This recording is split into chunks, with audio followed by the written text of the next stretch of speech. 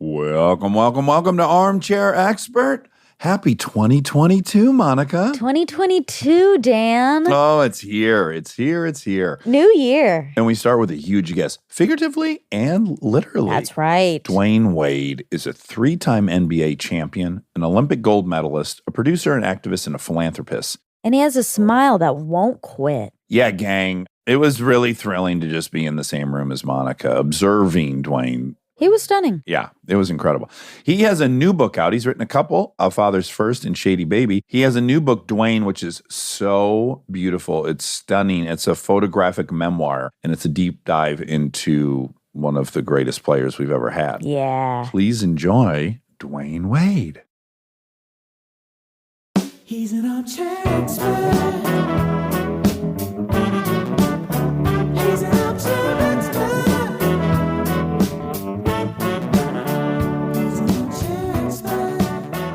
No, my shoe contract is in China. I don't have like a Nike deal. But you must collect Jordans.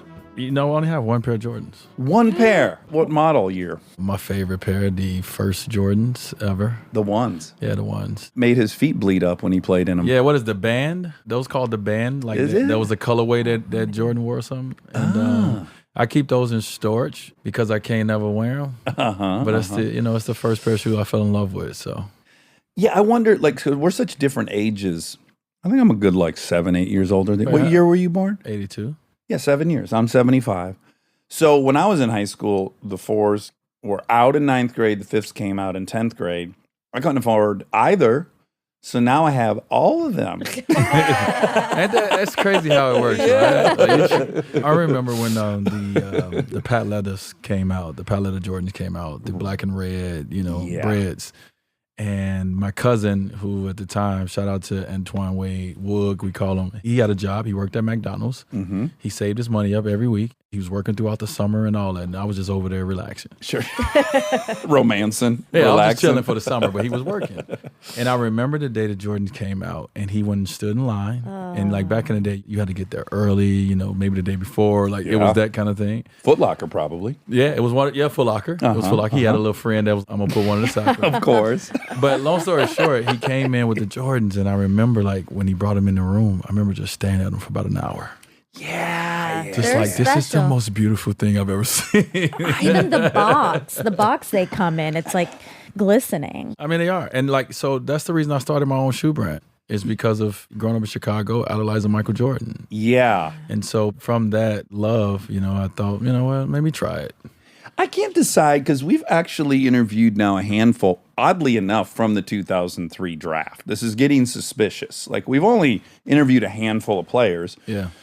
and 3 or 4 of them were in the 2003 draft. So So you're Chris- older interviewers. mature. We like a mature We like player. people who can speak on their experience. It's only because Lambier wasn't available, so we. But I sometimes I vacillate between either thinking it was amazing that y'all grew up with Jordan, or I feel terrible y'all grew up with Jordan. I can't figure out where I land on it. It's got to be a bit of both. But doesn't everyone have a Jordan? Do every they? era has a LeBron is this era's a Kobe Bryant, Kareem, or Magic, like Larry, and the list goes on and on, right? So I think everyone. I guess, but I do think Jordan's more like Abe Lincoln. Sure. Okay, I get what you're saying. You know what I'm saying? It's a different level of goatness, is what you're I saying? think so. Don't you think? Yeah, I know. Yeah. Yes, I think. Yes. Yeah, when I think, let's just say for Isaiah Thomas and Michael Jordan, when they were growing up in the shadow of Bird and Magic, Yeah. those were achievable goals. 5 championships. That was achievable goal. It's just, what? Look at Well- what Michael Jordan has spoiled us, man. It is But you true. could pass these guys, other than Yeah, Bill I get what Russell, you're saying. right? What did he have, 11 or Yeah, something? 11. Just a light 11. Just, I'll those take- achievable goal days. I know, coaching the team and playing on it at the same time. Yeah, that sounds likely Yeah. to happen to someone. Okay, maybe you're right, but I do feel like for y'all, the best you could do is ultimately end up being seen as an equal. Maybe it's hard to now pass Jordan. I say let's keep living. Okay, And all we right. keep living. Sounds like I'm more hung up on this than you. Yeah, You've thought about it I a just lot. watched the game. Like I watched players play today, and I thought I was good, and I'm like, I can't. They're way better than me. Oh, you think does it generally get better Yes, It does. Like it. I mean, like, of course, these GOATs, these names that we throw out, it's not gonna just be a lot of those players, but the game continue to keep moving forward, and so we're going to continue to see things we've never seen before, and the eyes are going to get younger and younger. We're not going to be ones having a conversation about the GOATs. Now it's going to be the younger generation, and they're going to forget about Jordan like we forget about Kareem. Yeah. I guess from my memory, he just was so many things. He got all the championships, but also largely a one-man show, but also could include everyone when that was necessary.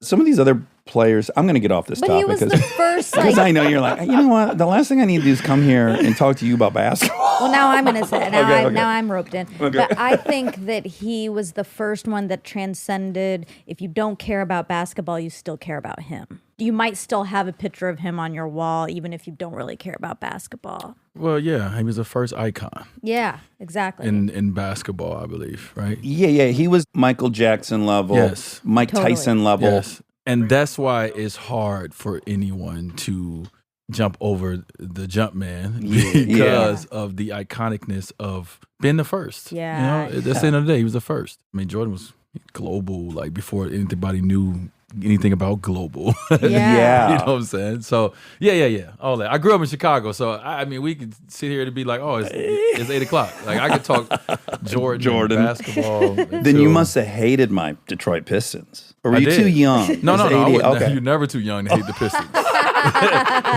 Dre, we from Chicago, man. Listen, and Isaiah Thomas is from Chicago. He is. And he's a Chicago, like, you know, he's the greatest player in Chicago. Yeah. Growing up young, I didn't grow up watching Isaiah, so I didn't really understand the Chicago connection at the time. Yeah. I just knew he was on the Pistons, and I couldn't stand him. That's right. And I love him now. Yeah. I love you, Yeah, Zeke. he is like the original hoop dream dude, Isaiah, for Chicago. He was the pride of that place. And yeah, enemy number one. Can you imagine being enemy number one in your hometown where you were? Right. That's a crazy ride. Yeah, I've been on the other side of that. Them booze in your hometown. So yeah, I know a little bit. I know a little bit about it. I got to make one argument for Isaiah to elevate him if I can, if you'll indulge me. Yes, I will. You just were outside and you're like, I said, I'm into cars. Oh, what kind of cars are you into? And then I point to this old stupid station wagon that's really fast. And what I like about it is no one at a stoplight thinks you're going to smoke them in that. I like being underestimated. Facts. And Isaiah was suspiciously cute. He was real cute. And you might think he was weak. And then this dude plays game 7 on a broken ankle, Yeah. all 48 minutes. Yeah.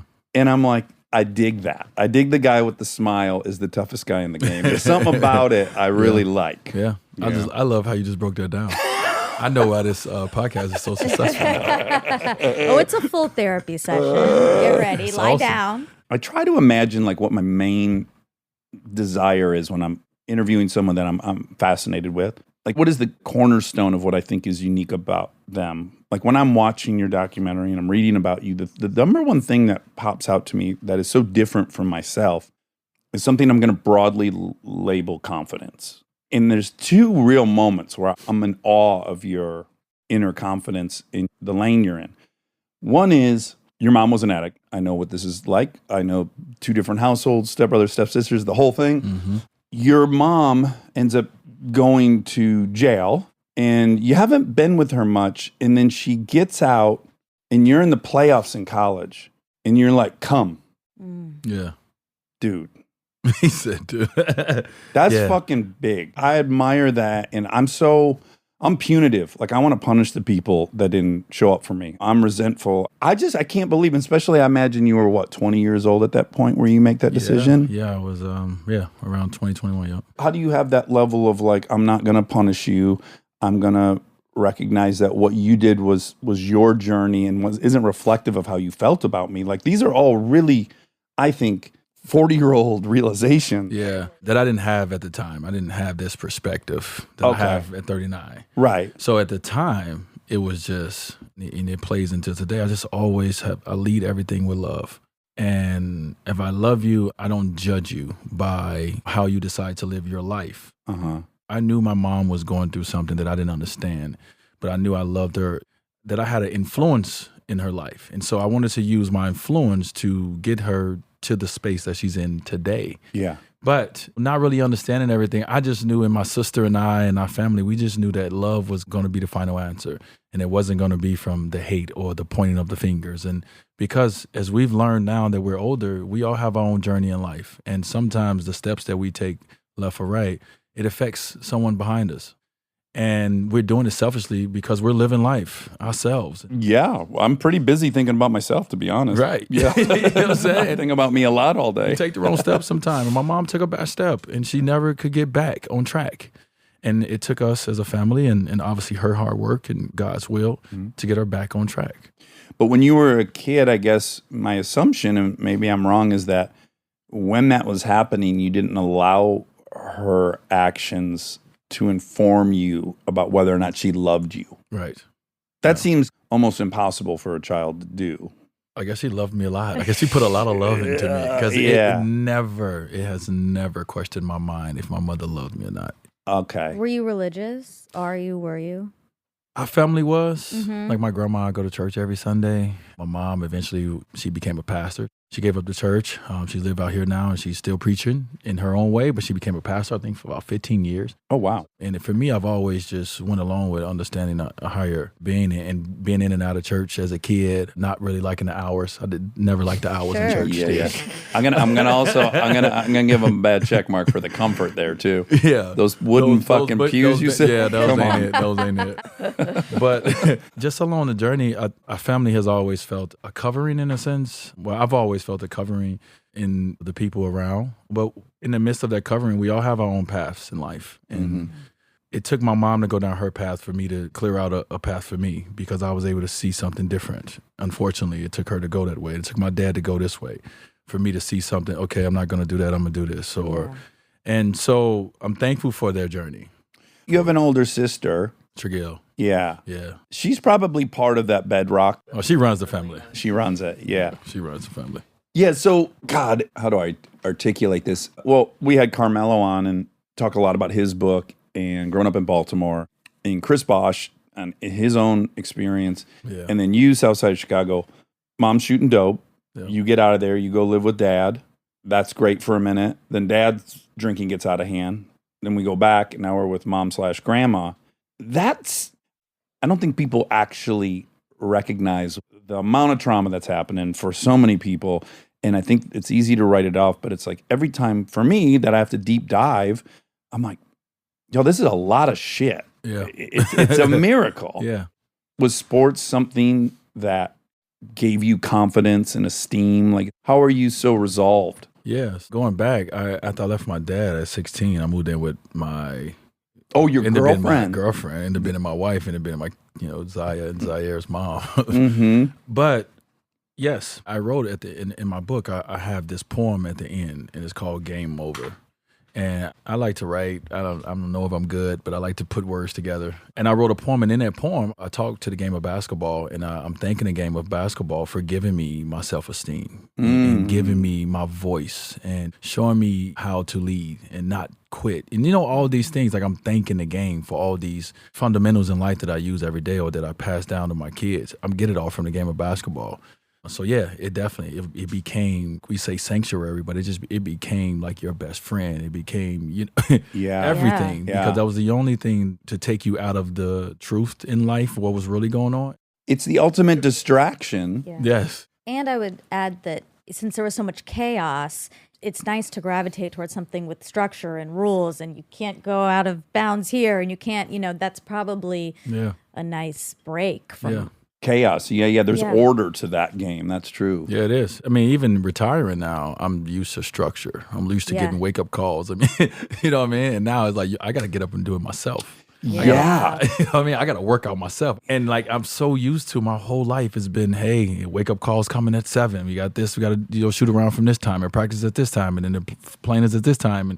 And so it's been so structured. And now it's really on me. It's like, no one's calling me. I got to push myself. Ain't no coach saying, get your...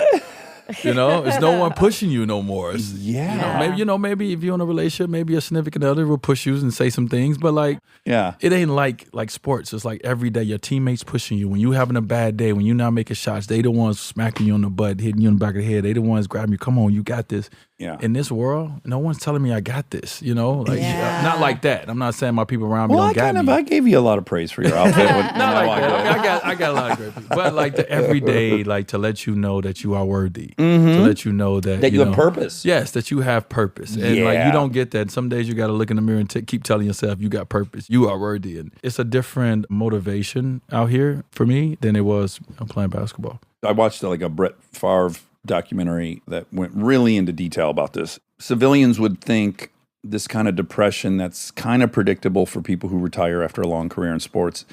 The civilian thinks, oh yeah, they're not getting adored every weekend anymore. There's not fans. They don't have fans. And none of that is the truth. But the truth is being on a team is a huge sense of purpose. As you just said, like it's really what I think a lot of players end up dealing with depression over is that loss of this community that they were in all the time. Yeah. All that stuff is so crazy comforting. Yeah, it is. And I think what people forget about athletes, to be a great athlete, the dedication and the commitment that comes to becoming great, it takes you away from really being great at anything else. Right. Yeah. You got those special athletes that plays music while they play basketball or football. Or, like you got some real talented ones. But like, let's just talk about the ones who's just good at basketball. That's true. And so to try to become great at basketball, you have to focus everything on basketball. And so once you've done that and you've had your career and it's over and it's like, okay, retirement here. And they're like, well, thank you. Yeah. What do And you do? What do you do? You Yeah. haven't really had time to go to school and get a master's on nothing else, to get your bachelor in nothing else. Like you've been doing this and you mastered it, but now it's over. And so if you don't go back into the field of this, what you've mastered, what are you doing? Yeah, that's tricky. There's also two really bizarre paradigms that exist almost only in sports. One, if you chart the trajectory of most Americans' earning potential, it's pretty much a nice diagonal all the way up till they're 52 years old or whatever it is. Yeah. So they had no money before they knew how to manage money. And then they started learning, then they got more money and they more practice at managing money and making decisions. And then right when you're like 50 and you're pretty boring, you've done it all, they give you the most amount of money. And this is flipped. Like you're 21, here's this insane amount of money. Take it. You got no experience managing a checkbook or doing anything. Nothing. Here it all is. And then also, you're going to reach master level at 35 and then bye. That is so bizarre. Normally, you'd be probably mentoring people that worked at your job. You'd be seen as this elder. You'd be celebrated. Like, you'd be carrying in that mastership for the last stage of your life. And for y'all, it's like, it's really unique and bizarre. Yeah. Are you the type of person that can ask for advice? Like, do you have mentors that you call and say, like, so I'm 4 months out. What did you do? Yes, I am not too egotistical of a person or too much of a narcissist to not ask for advice or something I don't know. I did that in school when I was in class and I didn't want to raise my hand. That's over with. Yeah. Like, this is life out here. This is real. And so when I retired, first person I reached out to was Michael Strahan. Because of the transition from football, being a great athlete, to TV. Yeah. And having the personality. And I said, well, people say I can do good on TV. Let me. And so I reached out to Michael and he gave me, all the information I needed. When I wanted to reach out to someone in business, I reached out to Magic Johnson, right? So I'm always the guy who is willing to ask questions, who's willing to now raise my hand and say, I don't know that. Yeah. Can you explain that to me? And it's just from, once again, like I've been so focused on trying to be great in one sport. And yes, I feel like I got other talents, but those talents may be still at level 2 and 3. It ain't at 10 yet. Like basketball was at the top. Right. And so I don't know everything, and I'm willing to learn, and I'm willing to ask the questions. I'm willing to actually put the work in to actually learn things, but it takes a lot of work. I wonder if you have a bizarre relationship with learning. Like obsessed with learning. Well, here's what I maybe wrongly assume is that when you're an athlete, a collegiate athlete, you have to get X grades to do the thing you actually want to do. So just the framing of it is very weird. It's just basically like learning is going to be something that you just fucking have to deal with so you can do the thing you love. I don't think that's how learning is generally presented to people. Just even the difference between like, oh, I've gone to college because I want to learn about X, Y, or Z versus I've gone to college to play basketball and now I have to maintain some grade point. Like I would resent it if it were me. You know what I'm saying? You resent learning? I would resent learning if that was the thing that could potentially keep me from doing the thing I love. Yeah, you're right. You're right. And it had, so I don't know, how much you guys know, but I was academically ineligible. Well, I learned that about you. I was like, he was amazing as a senior in high school and then freshman. Where was he at? Yeah. And so, yes, I learned this. So I didn't pass my ACT. You had to get, with my grade point average, I think I needed to get a 19 or something. I probably got a 17 at best. I tried to study for it. I couldn't. I couldn't focus for 4 hours. I had a lot of things that I didn't know probably that I needed help with to try to take this test to get me in college. Like I went through my whole career. I've played good enough to get a scholarship. I've got great grades throughout my high school career to be able to play and make honor roll at times and all this. And then now I have to pass this test to go play college basketball. And if I don't pass, you don't get to play. And some kids don't get to go to school. Yeah. I was lucky enough to be able to still get a scholarship. I just couldn't play in the games. So I was able to go to school. Okay. Fucked up. I'm so mad at it. Me too. I'm so mad at it. I think they changed that rule like finally. I think like recently. They Again, have to because you can buy a score. It's so unfair. I mean, I did. I took an SAT prep course like multiple times. My parents could pay for it. They wanted me to do it. And I raised my score by a ton because of that only, not because I was smarter than and not, or smarter than anyone else. This may be going too far, but I do feel like a lot of this stuff fits perfectly. Like, how are we going to keep black folks from voting? So here's what we're going to do. We're going to say you have to say how many jelly beans are on the counter before we'll let you vote. We're going to make you do this for, like, it stinks to me of like one last, like, all right, well, let's just kind of fuck with them here. Like, you got to have this magic score. So arbitrary. Who's good at the test? Who's not good at the test? And basically, I'm going to take the last 7 years of your life that you've been working on every fucking day, and I'm going to decide it in 4 hours for you. In 4 hours. That is a fucked notion. I just think it's... And I mean, it's, and I've watched so many people's dreams get derailed. Right. I mean, think about it. A kid from the inner city of Chicago. Mom is in jail. Dad is dealing with his demons. And I'm trying to do this. I'm out there. I'm performing. I ain't really eating a lot of food. I don't got clothes and shoes and food. Yeah. So I'm already behind an 8-ball. But all those things are making me a hungrier athlete. Not a greater athlete, a hungrier athlete. But you get to the point where you think you got it. Okay, I'm on my way out. And boom, here goes something else. And it's like every time you get hit with something else, it's hard to dust it off and keep going. And so to be not only make it to the NBA, not only to be able to retire from the NBA, but to be able to walk away as one of the greatest that's played, it's a miracle. Oh, yeah. Literally a miracle. Literally. And I'm not talking about me as giving myself credit. Any story like that Carmelo is Chris, a miracle. Yes. Totally. That's what, Carmelo said. He was like, the miracle isn't being in the NBA. He said it so beautifully. Like, it's getting out of that it's system. not, the miracle isn't having the talent. The miracle is like getting there. Yeah, it's all the other things to get out. Yes. And there's so many things to knock you back down. Yes, and also I just got to add 2 more things about that. So one is you're taking the test in a pressurized situation that no one else is. Your entire life virtually is going to be decided by your fucking ACT. No one there is up against that. No one's life dream and pursuit is on the table in an ACT score. So that's different. I think we just came up with a movie. You're right.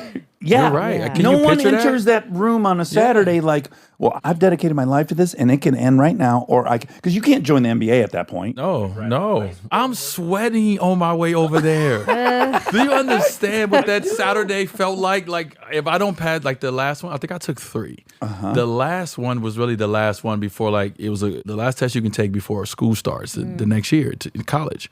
And I remember driving to that last ACT and just, if I don't do this, like, it's over. Oh. It's over. Yeah. And I'm in there sweating. And then 2.5 hours in, I'm like, I don't know none of this. Yeah. What am I even reading this for? What am I even taking this test for? Let me just C, D, A, B. Like, let me get out of here because I don't know none of this. You get overwhelmed. Yeah. You also are special in that you played basketball, you were good, you knew what winning felt like, you know what it's like to get knocked down and come back up. Most people don't know that feeling at all. Yeah. So they take the punches and the hurdles and they don't know that it's going to work out. They don't know that they can get back up. So like that is something sports teaches is resilience. And most people don't have that. Yes. And then my other issue with it is it's all a lie. So it's like we want college basketball. and we want great college basketball players, and we're going to give scholarships to great basketball players. And we acknowledge that to be a great college basketball player, you had to be a great high school player, which meant you played all of it. That's what you studied. Yeah. That's what it takes. So this notion that like you should have also been putting 2-3 hours into this other thing is like, who are we pretending these human beings are? But we get scholarships though. Oh, So yeah, you should bow down and thank that everyone. erases all of that. You should be so grateful. You should be grateful. And I was grateful to have a scholarship and have the opportunity. Not saying I was not. Yeah. But now knowing it, looking at it from this side, you're like, oh my, what? Well, I Like- think there's a lot of things. You can be grateful, but also you can recognize that Marquette profited greatly from giving you whatever the amount of the scholarship was. So pretty good return on investment, ROI. Well, yeah, because it goes forever. Marquette still has my likeness. Yeah, they recruit on your name still, Yeah, and they still. sell stuff. So Yeah, it's they're not doing forever. you a favor. Yeah. Right. If I were you, I'd be like, I am grateful. And He said, I can't co-sign on that you've done me a favor. Yeah, no. That would be the part that would bump for me. Definitely not a favor. Yeah. Definitely not a favor. I mean, not how my career turned out and how everything worked out there. You wouldn't look at that as a favor, but I'm sure it's I been get to other get some cases. bad ROI now that I think about it. Yeah. They let some kids in that don't pan out. A lot. A lot. Not A lot. everyone. A lot. Not everyone's Dwyane But Wade. some things are just about the timing of it, man. It's really just a divine time in life. Like me going to Marquette and Coach Cream being there, and in this life that I'm living, from 19 years old, I've been leading a pack of people, my family, and I've been leading them with a blindfold on in the dark because I have no examples in front of me from the standpoint of no one in my family has ever walked these hallways that I'm walking. Yeah, you don't have an uncle you can call and be like, hey, when you got your $28 million paycheck, what No. did you do with that money? I talked to my son about this. I didn't call my dad and say, Dad, it's hard out here. I didn't have that. Yeah. And so like I tell my son, I say, that's one of the blessings that God gave you. He gave you me to be able to call and say, Dad, I don't understand this. And I can say, well, son, since I've done it, bop, bop, bop. I didn't have that. Yes. And so I always say, like, once again, you talk about a miracle. I don't know how we sitting here all together right now, like literally blindfold on in the dark. And it's like, you feel like every step you take is about to fall off the cliff. But you also understand the position that you're in of power in your family. You know, someone has to take a step yeah. Yeah. because no one has been afforded positions to take the step. And if they have, they've been afraid to. And every step is scary because it's dark. You be able sometimes to get a mentor to tell you in your ear, hey, don't go left, go right. Yeah. Mentors help you along this journey, but still. We're going to get into one of those mentors, but I got to add, you go to Marquette with a child. Yeah, well, I had a child at Marquette. Okay, what, like you weren't playing basketball, Yeah. you got bored? Yeah, well, I had nothing else to do. Yeah, thank you, NCAA for my son. I appreciate you guys. He's amazing. You would have got a 19, you wouldn't have had a kid. I would not. I'd have been too focused on playing games. You know what I'm saying? You've been worn out. I ain't had nothing else to do. But I mean, you just throw that into the mix. So Yeah. there's like 2 more years where, you're a dad. I got a newborn. Oh, Yes. man. I'm sorry, that's too much pressure for me. I would have fucking just can't imagine. Like, It's kid like- on the way, you're not playing. Oh, I cried. Oh, you must have. Oh, I thought it was over. I would not be that guy to say, no, I cried like a little baby. I was like, my life's over. Yeah. I don't know. That's what they tell you, right? Yeah. Yeah. For sure. Okay, so mentors. I just want to talk about him. I'm praying because sometimes I never know what really happens behind the scenes, as no one knows. But from my outside opinion, Shaquille O'Neal is someone to be studied in a way of health. So glad you said that. Dax Yeah. loves Shaq. I love I'm him so glad you said so much because he has done this thing that I think is almost impossible to do. He has prioritized in his life always at least equal to what he was doing and often above. And he's been rewarded for it. He certainly didn't win as many championships as he could have. Mm-hmm.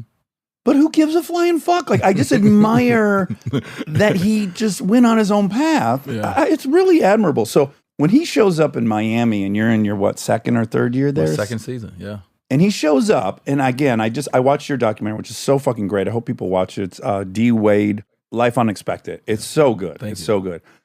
But he shows up, Shaquille, and he's already got a couple championships under his belt, right? Yeah, you got 3. He's got 3, and he shows up, and he's in the first press conference. He says, "Yeah, I'm here to help. It's Dwyane's team." And Dwyane is, what are you, 24 at the I'm time? 20. No, I'm 22, 23 or something. I'm like, I think I'm 22. Yeah, So, I'm 22 years old. That's yeah. a good move, man. That's Yeah. I applaud that of him. Man, I love Shaq. Okay, right? good, Like, good. Shaq's one of those people who Shaq's crazy. Like, but like, and I say that I don't say that in a bad way. I just said it in an amazing way, man. You know, it's like you would never meet another person like Shaq. This is a one of one. We call him on the set. We just call him one of one, right? Yeah. He's a one of one, and he came to Miami. He totally changed my entire life. He changed my life. Like I never thought I would be living the life I'm living. Even when I was in the NBA, like I never thought I would be here, like where I am. And Shaq came and was like, you know what? Okay, you're pretty good. All right. So I'm about to make you a superstar. Like this is this conversation to me. He said, I'm about to make you a superstar. You got a little nice physique. Okay. Like he's like looking at me. Like, what he's working with. no, he's working. He's like, okay. You're not as quiet. tall as we would want you to be, but no, dude was 6'7". He's like, you're quiet. I'm telling you, he looked at me like Oh this. my Like God. this is the greatness and the talent of this human being. here are your assets. Right? He gave me my assets. He's a manager, essentially. And like personality wise, he was like, okay, we're gonna need you to open up a little bit more. I need you to know where the cameras are. Oh my God. Like, so I mean, my guy in 2006, man, we were a show. I mean, to the point Pat Riley came down and was like, yo, y'all gotta cut this shit out. Like it's too much dancing after every fucking shot. Like, You're all about Like, to we be were- on ice skates. Oh, we were wild. I mean, it's so many. That's a whole nother documentary that one day, sure, somebody will put together about the 06 Heat team. But Shaq, man, I go back to him. Just so amazing for me as a young kid who he did not know, he didn't have any prior relationship with. Yes, he wanted to come to Miami. He wanted to win a championship. He wanted to get another championship before Kobe. Everyone knows this. And yes, I was probably the one he looked at and deemed and said, this is the one that can help me, right? But the work that he put in on me and with me, like, never gets enough credit. Like, I always tell people, like, look at all the things I do. I'm like a mini Shaq still. Like, I'm still doing, like, all the things. Like, but Shaq does, like, all the things. So one of the things I love in the documentary is Shaq came over to his house, like when he first got to the team, like come over to meet with him. The house I had, he called it little. I was... And they're having a nice chat. And then all of a sudden he looks around and he's like, okay, we got to get you out of here. Yeah. He was like, you're a star now. Start living like one. Start living like one. I was like, okay. Yeah. But it sounds like he gave you confidence to believe that. Yeah. Yeah, you hadn't done the shit yet. And then, yeah, very quickly thereafter, your jersey sells the most for 2 years straight. Oh, yeah. Sorry, we're both addicted to toothpicks. Oh, okay. And when Monica gets really excited, she needs one. I need And then two. if you really light this thing up, she'll be gnawing on two at the same I'm time. That'll addicted. look for that, yeah. I'm addicted to, I have a lot of them in the car right now. I'm addicted to the floss sticks. Oh, yeah. Green the floss sticks. Those are nice. I feel like I should invest in a company that they allow people to invest. And does your wife find them all over the house and be like, Oh, my fucking, God. because I'm addicted to these toothpicks. And my wife's like, baby, you Yeah, they're got to, Be everywhere. you can see anywhere I'm sat. Bro, in the bed. Yep. Shower. Everywhere. I'll be like, how did it get here? How is this stick in the toilet? I don't know. Yeah, man, my wife, oh my God, my wife be hilarious. on me about these green sticks. I put on a pair of pants the other day. I put my hand in my pocket. I was like, okay, either these haven't been washed because there's an old toothpick in the pocket, or it went through the washing machine. Yeah. Let's It's give clean. this another shot. Exactly. It's How got this more guy life in clean? it. They also kind of disintegrate, so you'll just have like a pile of little wood in your hand that you just like dump yeah, around. Yeah, you know? shards are Like everywhere. toothpicks are cooler than floss sticks, but toothpicks like they fade and fall away Yeah. so fast They do. Yeah. that it's not even cool no more because it gets soggy and now Yeah. it's like I'm like them, like, Yep. Oh, yeah, exactly. the lot of woods that. in your mouth. So It's like you're smoking a doobie all the time. yeah, I stick with the plastics. Stay tuned for more Armchair Expert, if you dare.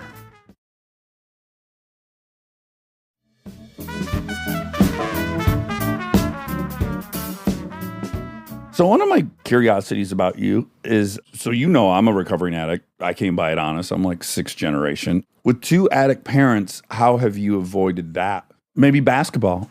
Yeah, basketball was an addiction. Yeah. Right. And so I feel like we all have addictions, and it just it's levels to it, but they're there. And so that's why we always have to continue to keep working on ourselves. Right. You're like, my mom addiction hasn't went anywhere. No. In fact, it's doing push-ups, as we say. It's waiting. Yep. Right.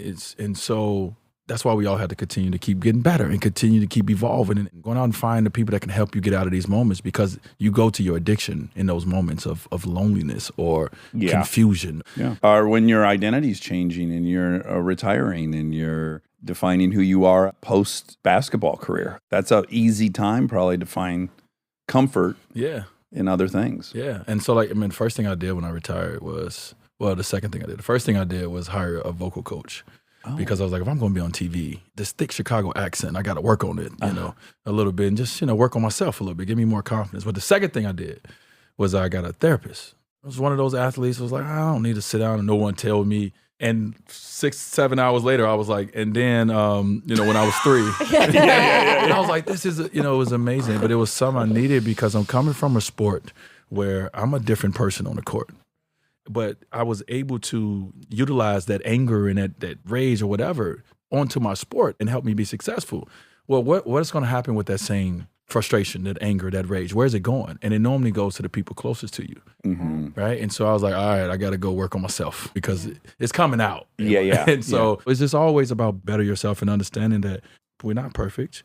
If you go through life and have a few perfect moments, you're blessed. Well, one thing I would imagine is that your childhood was so chaotic and you had such little say in what happened. Yeah. And that generally, or at least it did in me, created a control freak. And so not only are you on the court, you're in the role of point guard. I played 1 and 2. Okay, 1 and 2. I got scared all of a sudden that you were 2 guard. Anyways. I was 2 guard on the record books. Okay, on the record books. Yeah, but come on. You're running the offense. So this is someone who wants control over their environment's wet dream. Facts. Like you're just not, it's not like you're standing down on the block and have to take 2 steps up and look for, no, you are in control more than any other player. So I got to imagine you're in a role of control and then also you're spectacular. So you actually can exert the control. And I would miss that so much. Let me compare it to something. I was directing a movie at Warner Brothers. As the director, your opinion's the most important. And then I'd have these little talks with myself on my drive home from Warner Brothers, like, you about to get home, and your opinion isn't as important as anyone. It's the same important as the wife and the 2 kids. I got to, like, reset. This is an area I can't control. Yeah. So I guess I'm wondering if that's something you would miss or might miss. And if you feel like you're in my brain. Like, this is getting weird. This is weird. Yes. I'm always asked.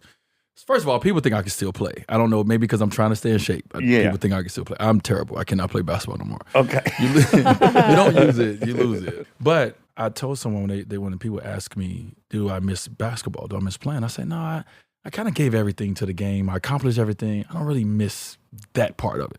But what I do miss is I miss having the ball in my hand at the top of the key, game tied, down 1, whatever it is. And I got 20,000 people in the arena looking at me and waiting for me to make a move. And I got millions of people on TV watching me. Yeah. And at this moment, I'm going to control how your night go. Yeah. You're like a stand-up comedian in a way. Right? Yeah. Like, if I make this shot, your night is going to be better. Your conversation with your wife is going to be better. You're getting laid, my man. You're getting laid. You're getting laid. Everyone's getting tacos. Yeah. Everybody's getting free food. I missed this shot. The food tastes a little different at night. People getting divorced. People getting in arguments. They yelling at me. Why did Wade take that dumb shot? And so I do miss the ability to be able to orchestrate. Fuck yeah. A moment and I miss that, bro. Yeah, we need to get you a hobby where you can do that. So my thing is, and I'm not pitching you on it because I love you and I want you to stay around. I'm not pitching you on it. Mine is the motorcycle on the track. Oh, boy. Yeah, that's different. Because... Don't shake your head. No. Brother, man, we're all going straight to the track after this. For me, it is... I'm in total control of my destiny. The stakes are high. I got to fucking concentrate. Yeah. My mind can't wander to the other places that I don't want them to be anyways. Yeah. Like, it forces me to just exert control. You feel alive. That's right. Yeah. Like, in those moments, you feel alive. Yeah. I don't want no motorcycle though. No, I know. We're gonna a whiteboard and we'll throw some ideas up. But maybe you start playing volleyball in your retirement. I don't know. Well, I'm playing golf, and that is the wrong sport when it comes to having any control. Because one thing you can't do in golf is control it. It's the hardest sport to play. It's so hard that I know better than to go do it. I don't want to go feel shitty about myself for 3.5 hours. I know. We pay to go feel shitty. We have a friend who had to stop because he was just in a bad mood. Yeah, all would the lower time. his opinion of himself too Yeah. much. Yeah. Now, I could do what Tiger's dad did and get a motorhome and just park it at the golf course and entertain in it. That's a I vibe. don't know if you saw the documentary, but No, I didn't. I did it's so fucking good. It's so good. Talk about control. Yeah. Man. Yeah. And that's the ultimate. Like for him, I mean, that's, you know, Yeah. it's the same thing. I didn't watch it because Tiger didn't do it. I've heard that, right? So for me, I was like, I don't. A lot of people. He didn't had sign off that on it. critique. Yeah, as someone who's out here in the public light, and Yeah. stories can be told about you just from, and as you know, right? Yeah. I just didn't watch it. That's a common opinion and I respect it. Yeah. But what I'll say, having watched it, is I think it really gives you a sense of what it's like to have a compartmentalized life. Mm-hmm. Your skill set is compartmentalization. Facts, 'cause I'm definitely there. Yeah, you can snap into some little fucking airtight zone in your brain that allows you, with 3 seconds left and 20,000 people there, millions watching, to get rid of every single thing else. Yeah, just quiet. Yeah. It's crazy. That's a very rare skill. And once you hone it, obviously it can be dangerous in the rest of your life. Yeah. I have it. I was a fucking raging addict. I'd be at crack houses for 3 days straight and then somehow greet people and pretend I'm not. And so watching he wasn't built to be a celebrity, just out of the gates. That's not his personality. And to see what someone who's not built for that has to deal with and how disassociated he is. Like, I'm super into therapy and I'm super into trauma and all these things. So I can visually see on his face, like, he's out, man. This is too much for him. Yeah. There's too many people. And he was at a crazy level of celebrity. He's the Jordan, yeah, he's Tyson. the iconic first Yep. one. Yeah. And he's Lewis Hamilton. You know, Yeah. he's the guy. By the way, I just love that story, just historically, that like, all right, we'll let this black guy into Formula One. Oh, fuck, he's the greatest of all time. We'll let this black guy in and go, oh, fuck, he's the greatest. Well, the same thing happened with There's a basketball. pattern. Yeah, absolutely. exactly. I just love it. Anywho, to live under a spotlight, to live as someone who's famous, all these things they're a lot to fucking juggle. Yeah. But the most important thing is his dad, who lived at the golf course with him. He drove an RV. That was his daily driver. Yeah. And so he would park it at the golf course and he'd fucking plow gales all day. And I said to my wife, I'm like, if I ever start driving my motorhome as a daily driver, you need to be worried. You need to be worried. Like, if I bring a bed everywhere I go, you need to be a little worried. Well, yeah. And golf will do that to you too. It's an addicting sport. Yeah. Yeah. I don't know why it ensnares all you guys. I guess it's like it's a type A almost kind of addictive. You got to be addictive to really fall in love with that sport, I think. Yeah, it's this chase of perfection of, like, as an athlete, like your chase to be perfect Yeah. is what brings you back every day, right? It's that perfect hit that you have in golf. That like, I just had one other day, and he was like, "Yep, now you back for another 10 years." Here we go. You know? It lets you be brilliant occasionally, just enough just to keep enough. you in it. Oof. Yeah. Because every now and then you'll drive something like Chuck Daly and you'll be like, I am built for this fucking sport. Right? Yeah, I am the guy. Don Cheadle. Shout out to Don Cheadle. He's an amazing, he's an incredible golfer. He's an amazing golfer. He's an amazing man. And I've had the opportunity to golf with him twice. And the second time, lucky enough, I was invited to President Obama's 60th birthday. We had a golf outing. I didn't try to say that to like make myself seem better than I am. Well, like we were I was getting just along. setting up the story. I'm just telling you that I liked you a ton and now I kind of resent you. But continue. So we had a golf outing up, and I got teamed up with Don, and it was great. And we got teamed up with two other gentlemen who were amazing. This is the first time I've ever played outside of just my friend group, like in any tournament setting. And I actually played well. Like, me and my partner, we almost won the tournament. I think we came in second. Afterwards, Don shakes my hand and he looked at me and said, "Yo, you golf great today." I said, "Yeah, man, I was hitting it good." He said, "You're fucked." And then he gave me that Don Cheadle stare. Like, you just fucked up your life. Yeah. Because you hit some good shots out there and you play well today, that's actually bad, sir. Yes. Oh my And he texts me like every now and again and be like, you fucked up your life, right? Because the chase in golf, you're going to want to be good. Like I said, I was like, if I just play double bogey golf, I'll be fine. I can move the game along. And then once you get there, you got to go to the, and it sucks. It's a good metaphor for life. Yeah. It's like you can occasionally be brilliant, You have perfect but there ain't moments. no status quo brilliance. No. When we talked to Obama, he said he had basketball players to the White House to play For basketball his with. 49th birthday. Yeah, and you were there? Yeah, I was Of there. course you were there. Of Yeah, course that you was were there. that was legendary. That was legendary. Oh. That was an amazing time. I got to tell you, So when we interviewed him, everything was exactly as you'd expect. He's a pro. He's not. I'm not going to throw him off. The only thing we really saw Barry was when I said, "How stoked were you that fucking shot you made went viral?" First of all, dick moved to Biden. Like, we already know Biden's not half as good as you, and then you show up and just drain a Just fucking drain three it. without even dribbling it. That dick move. I said it's like you joined your buddy on his first date, and you were way cooler than Yeah. the And end of the day. what did he say? What was his thing? Okay, so when he listen. walked away, He said like, something gangster. just like that, or something Yeah. like that. Oh, Right? So I had to take you guys to a quick story. Yeah, please. I've my family and I, we love going to Hawaii now for Christmas, right? And everybody know Obama, Hawaii. Yeah. So luckily enough, I end up being out there at the same time. Obama golfs, I golf, and we got connected together to be at the golf course at the same day. So we connect there, and then later on, we work out a time where we can all get together and golf. So I'm golfing with the Prez. I'm super excited, but I suck too at the same time. So it's terrible. Yeah. But along the game, we had an amazing game, amazing conversation. Golfing with the president. I've been with Shaq. I've been with LeBron. I've been with all these guys. But being with the president is a different level of celebrity. yeah. Right. Like Yeah. the World Secret leader. Service, right? You know It's how. not even celebrity, it's a different Like, thing. yeah, it's just Yeah. I've never been at, okay, so it's different. But to get to the end of the story, and this clutch gene that we talk about that people have, Obama has it. We get to the 18th hole, and everybody at the golf course is on the 18th hole. They're all watching.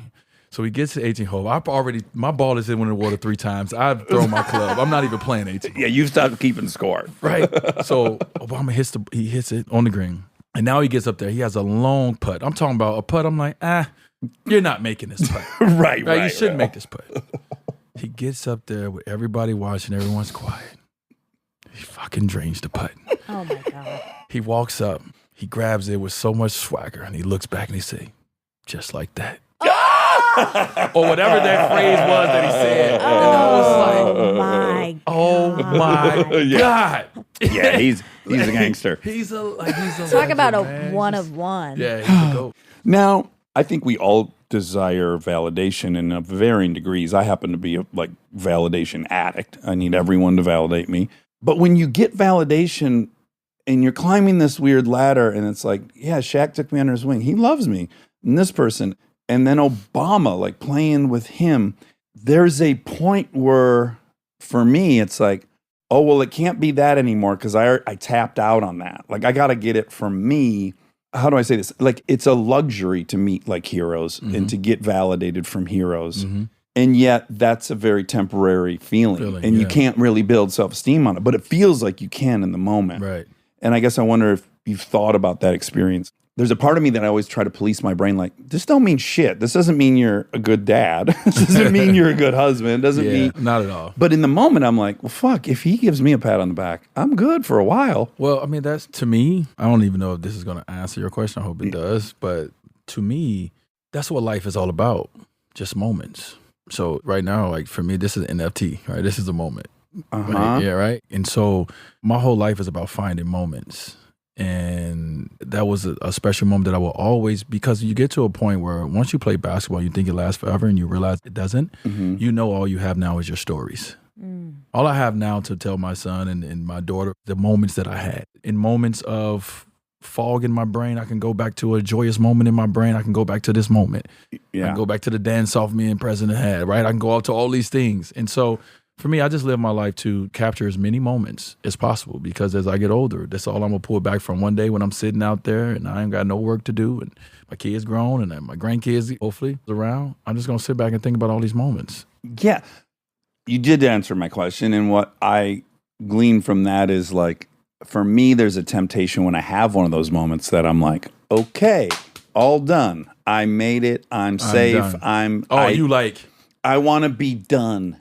I want to like get that moment where I'm like, good, I like myself now forever. But it's not like that. It's like exercise. I got to do that daily. Again and again and again. And it is moments. And all they really are is, like you say, they're things to look back on and touch for a second and go like, yeah, it ain't that bad. They don't even feel real. Like I don't feel like I played in the NBA 16 years and I won 3 championships and how?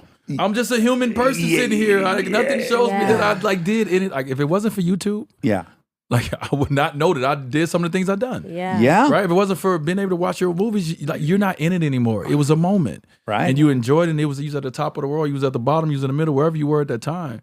But now we on the outside of it. It's like an out of body experience that just feel like it never really happened. Yeah, I totally agree with you.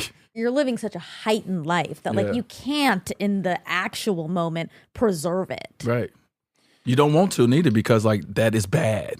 You can't be too comfortable. You can't be too happy. You gotta keep moving on. So move on to the next one. Move on to the next one. Hey, you won a championship? It's great. Let's get back to the next season. Right. And so you can't because that's what they tell you. It's like don't enjoy it.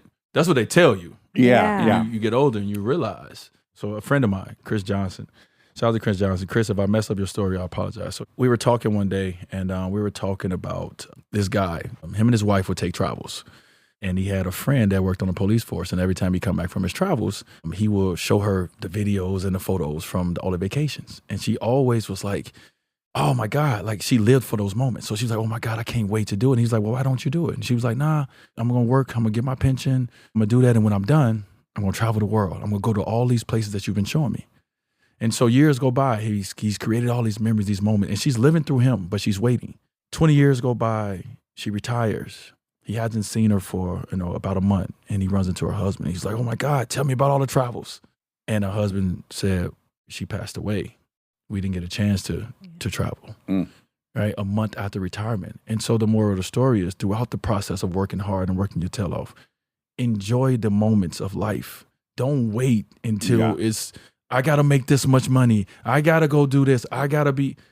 You don't have to do that because it's not promised, obviously. Tomorrow isn't promised. And so I use that story as it was a great story. And even though it sounds simple, but it's not because a lot of people wait. Well, I'm on the exact same page as you. I often say like, I was struggling to be an actor for 10 years, but I didn't tell myself a story. Life begins when I make it. I still got to go on vacation. I still got to have fun and carry on. Like, if your whole fantasy is life begins at this moment, then you're going to miss everything prior to that moment. Right. And spoiler alert, sometimes that moment doesn't happen. And it's hard if you're focused. It's really hard to give yourself permission that you deserve to go do those things and, be living the whole time. Yeah.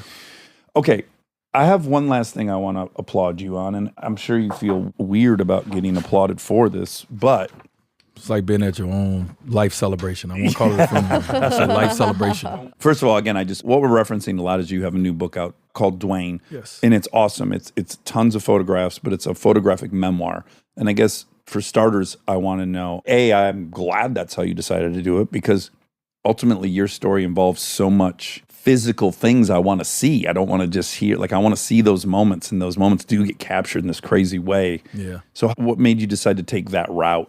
The memoir. You'd already written My Father. Yeah, so I wrote the first book, Father First, How My Life Became Bigger Than Basketball. And so I went in that way. I talked about being a father. I talked about my life a little bit. And when I got to the point of getting to The Last Dance, or my last season, I had wrote down 3 things that I wanted to accomplish. One thing I wanted to do is I wanted to do a one last tour of every city. And, I wanted to go into every city. I wanted to, pay my respects. I didn't know it was going to turn into the show that it did, but I just wanted to go to every city and just have my last hurrah, my last dinner at this restaurant I've been going to for years, my last sleep in this hotel, and so forth and so on. That was one. The second one was the documentary. Mm-hmm. I wanted to be able to wrap up my career in the documentary form as I was retiring, and I wanted to come out with this photographic book. My photographer, Bob Metellus, who we have over 200 pictures in there, he's been following me for 10 years.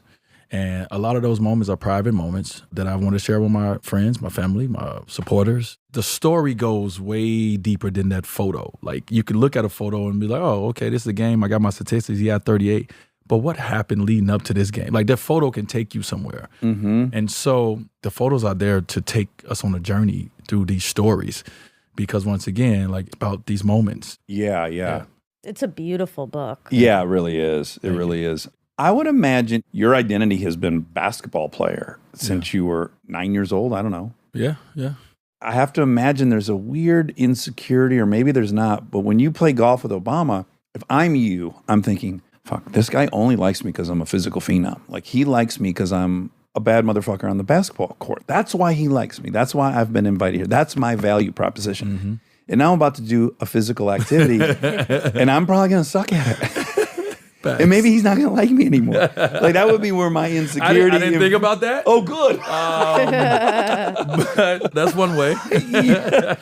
Well, maybe we just got to the core of your confidence. I'm glad that's not where your brain goes. But if I go somewhere, I'm like, I'm the jester. Time to be funny. Like, they didn't invite me because I'm good at any other thing. Like, I know why. Okay. But sometimes it doesn't work out because people are not, you think that when you enter a room, but people aren't expecting that. They don't need that from you. More and more. They need you to make them laugh. More and Yeah, more. there's just, and it's like, okay, we got Are it. you trying to tell me I didn't fucking knock that dinner party in London out of the Oh my goddamn God. park? You did a good job.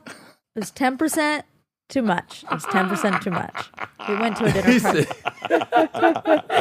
We went to a dinner party. He read the person's book out loud. In an Italian accent, Yep. which was offensive. It wasn't offensive, but it was a lot. You know, it was a lot. Well, But I walked in, I was like, okay, here's 8 new customers, man. None of them have made up their mind, and I'm going to fucking win them all over. Yeah, And did I'm you- going to put did on you a do it? show. And he did, yeah. By my account, I did, but I could be wrong. I you think for did it. Monica's account, like, I'm 90%. I maybe Well, I'm did. going to be extra critical, but everyone was very happy you were there. You did a great job. Mind you, the whole time in my head, I was going, shut up, shut up, shut up. And as I'm saying, shut up in And my it just mind, kept I was, coming out. joke, inappropriate joke. that sounds like when my wife says something to me and I know I probably shouldn't say what I'm about to say back, and I'm like, shut up, don't say it. And then I say it, and now we ain't talking for 2 days. Just that same thing you went through. yes. I'm like, Shadi, shut up, don't say it. And you hear in the third person, you hear yourself speaking, Yeah. and you're like, no, we just agreed you're not saying that. And then you just, you're like, what? Come on, bro.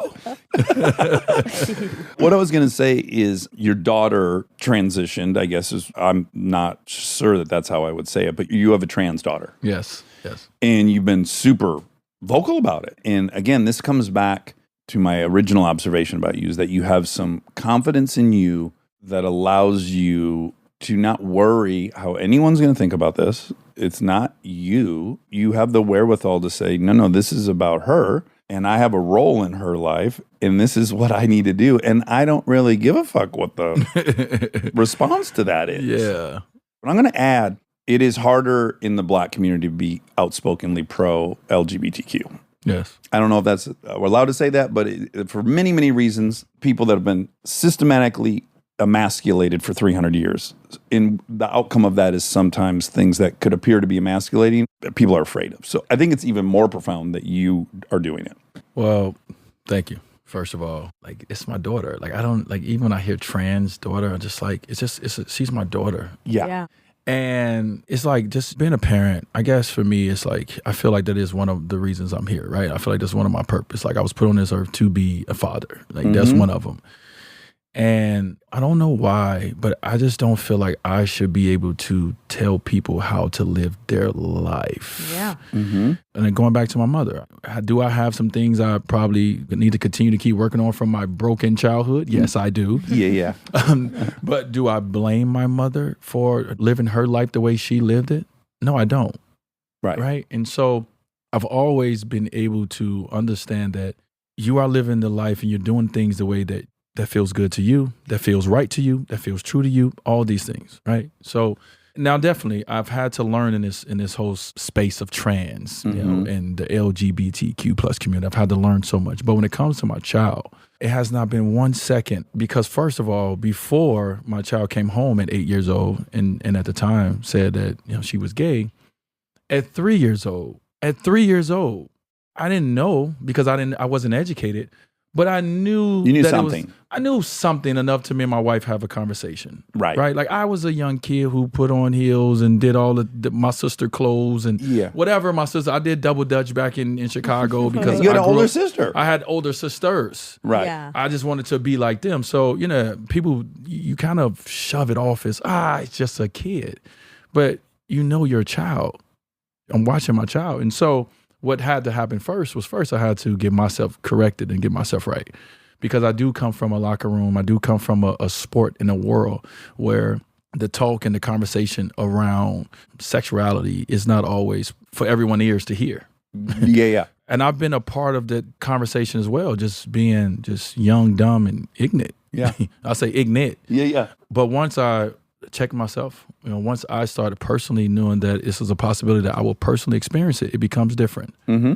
And so for me, it wasn't about my child. When my child if Zaire comes home and say, Dad, I want to play basketball, you know what I'm going to do? I'm going to do everything I can to help Zaire play basketball and be the best basketball player he can be. Everything in my power. So if my daughter comes home and say, Dad, this is how, since I've been 3 years old, I've known that the body that I was born in is not the one that I feel like it's me. Yeah. This is not me. And so it's my job to listen. It's my job to learn. And then it's my job to be able to help apply and adapt and help guide her through life as a parent. Because it's decisions that will have to be made that she will need her parents to be able to help make them, right? And so it's my job to get on the phone with your therapist, your doctor. This is my job. I'm a facilitator as a parent. I don't own you.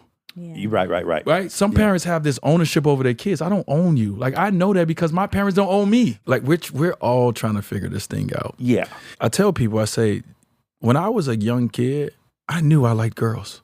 Yeah, right. Yeah. I knew. No one had to tell me to like a girl. I knew. Yeah. So I cannot tell my daughter what she likes and how she feels because she knows. Yeah. So for me, it was just, like I said, it was just about educating. And the acceptance of it was never be in question in my household. Like, I'm going to accept my kids for who they want to be. I'm just going to try to do my job to make sure that they can reach it in the best way possible. Yeah. Right? And so I want to help Zaya be the best person that she wants to become, and I'm going to help her. If she got some questions for me about women, I'm going to try to help her as I can, but I'm going to move out the way and say, babe, can you handle this? I don't know a lot, but I always feel weird and uncomfortable with getting praises for being a father. Yeah. I'm not saying you did that. No, I'm just saying, I know. Like, I would have Father the same... Year Awards and all that. I'd be like Totally. this. Like, I got one like long time ago before my life really lived, and I want to return it. For someone to stand up and clap like you're exceptional. You want to go like, no, I just did what I should do. I don't need to be celebrated for doing what I should do. Fundamental responsibilities of a parent. This is what I'm doing. Stay tuned for more Armchair Expert, if you dare.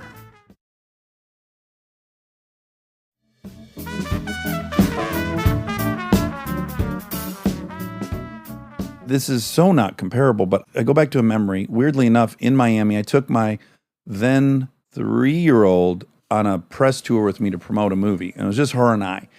And of course, she's getting just way too much attention because she's my daughter. So everyone that's helping us get in and out of interviews, is this, they're giving her too much attention. It's an unnatural amount of attention. And her response was to talk in baby talk to them. So she would start responding in baby talk. In the first 2 days of the trip, I was like, hon, talk normal. Like, I'm trying to tell her to talk normal. And then like on day 3, I just had this moment where I was like, oh, I know what's going on. I'm embarrassed. I'm embarrassed that she's talking baby talk at 3 years old. And I think these people think I'm a shitty dad or that something's fucked up at home. Right. And this is my embarrassment. Yeah. And here's this little girl that's got an inordinate amount of attention she shouldn't have. And this is how she's dealing with it. And I need to step out of the fucking way and detach my own ego from what's going on.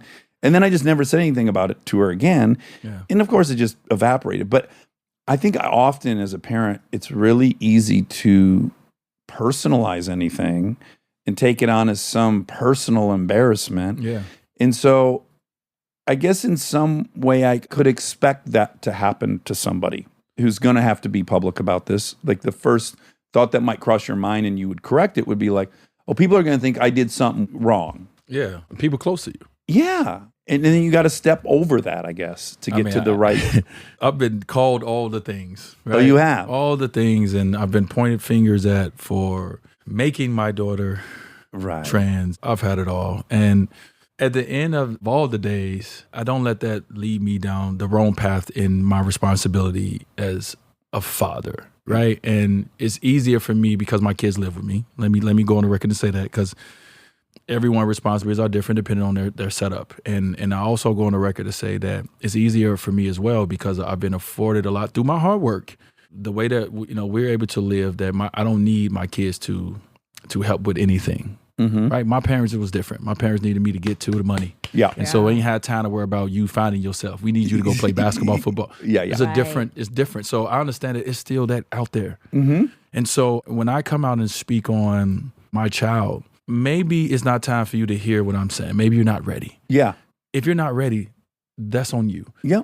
But it's people that's ready. Yeah. Yeah. So don't be so loud that the people that's ready to hear it and need someone that is going through this and know that someone else is going through it, don't be too loud where they can't hear. And that's my problem with people when it comes to their criticism of not just me and my family, but anyone. It's like, this ain't for you then. Yeah. It's not for you. I ain't saying it's okay because like it's a lot of things that can hurt and harm people, but I'm not out there saying you're a bad parent You're not because you're thinking different than I. You're not proselyte. You're not telling anyone to do whatever. You're being an example of how you're doing it. Yes. And people can take that as they want. I'll also add, people idolize you. Millions of people idolize you. And for you to walk through this thing without any detectable shame is so fucking powerful. Because of the millions of people that idolize you, a significant percentage of them will deal with something, if not this exact same thing, something very similar. Yes. So to see a dude that they idolize is masculine and tough and indomitable, to walk through this without any hint of shame is incredibly powerful. I just want to add one thing. If your life goes perfect, the dream end to your life is that you'll be laying in a bed someday and you'll be staring at that daughter, and that's the last thing you'll see. You're not going to see anyone else that's got the voices. Yeah. Your perfect ending is looking in her eyes as you go on. 1,000%. And that's the only one. You And- got to protect who's standing at the bed at the end of the day. 1,000%, man. Like I said, for some reason, when you have kids, people have this notion that you own, that is ownership over those kids. But, your kids are people. I always tell people, my son is right now, he's 19, I'm 39, I'm still a little youthful, but at some point, he running this family. At some point, that young bull going to take the reins of this family and he going to be making the calls. Like, what I mean? There was something real comforting about you. You were like laying on a massage table and they were working on you and you're like chatting with your family and you're like, I'm still cool. I'm 36. And I'm like, yeah, even Dwyane Wade's son thinks he's a fucking nerd. This is like so comforting.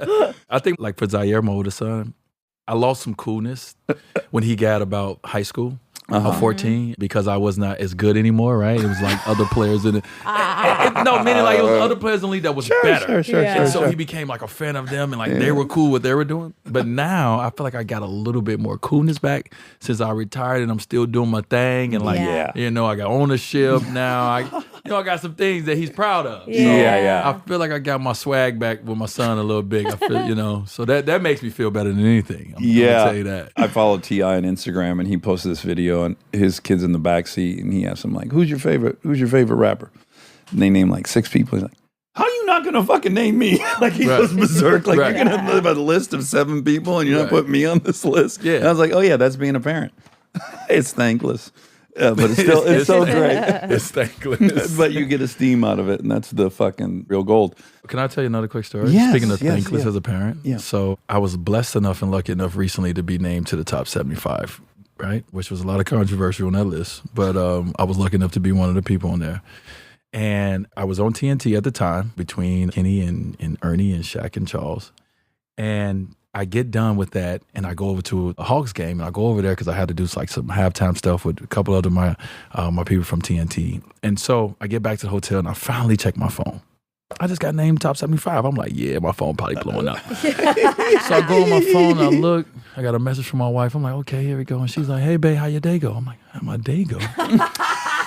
So I'm looking at my daughter, my son, nobody in my family sent me a message to congratulate me on making top 75. So Dre laughing because I brought this up to my family at dinner one night. And ever since then, they've been spending the last 3 weeks trying to celebrate me. That's good, though. You should not be a star in your own house. right. Be But that unhealthy. just shows you I am 5th lead in my home. Yep. And like if the dog's over, they ain't out, I might be 8th or 9th. So it's crazy. Oh, I'm the last one Kristen runs in to get out of the fire for sure. Oh, this 3-legged dog will be rescued. Everyone will be rescued. Save yourself. Well, Dwyane, man, this has been so much fun. I'm so glad you came in person, and I wish you a ton of luck with the book, Dwyane. Everyone should check it out. It is, I'm going to quote Monica, it's fucking beautiful. I you, added Monica. fucking, but Beautiful. it is really, really beautiful. It's a very cool way to witness moments in someone's life. It's awesome. So And then also, I know we don't need to promote it, but just I love the D Wade Life Unexpected, so people should check that out. I appreciate it. Yeah, it's so good. You're so fucking likable. It's almost frustrating. Yeah, that's it. Oh, I'm going to say one last thing. Your wife is the only person on my season of Punked that we couldn't punk.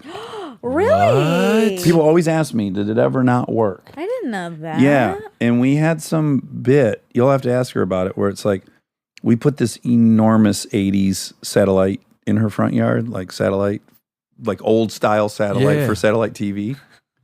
And said like this was part of her new plan, you know. It was like, oh my God. It was so ugly and it took up her whole front yard. What? And I was like, yeah, I work with DirecTV. Like, this is the best thing. You check this. This is what you ordered. And, you know, we're not taking it away. If we take it away, it's going to be X amount of thousands of dollars. And she just was like, nah, this isn't real. There's no fucking way this satellite is in my front yard.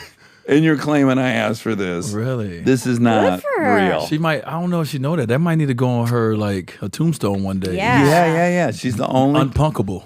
Yeah, and I had to go in, you know, as the little soldier, I had to go into the garage of the other house. I'm like, she ain't buying this. And they were going like, no, tell her, blah, blah. And I'm like, let me tell you something. I looked into this woman's eyes. She wasn't, she ain't coming back. You know, that was back in like 03, right? Like that was around the time I got drafted. It was punk was like at the height. I was so afraid of getting punked. I was just looking over my shoulder at all times. Like my friends, I always looked at them like, what you know? Yes. Like, oh man, thank you guys for never. I appreciate you guys for never punking me. And if y'all decide to do it, don't do it. Please. Oh, they sent me to punk Metal World Peace. The stakes are high when you're punking Metal World Peace because I seen him in Detroit. I know if it goes sideways.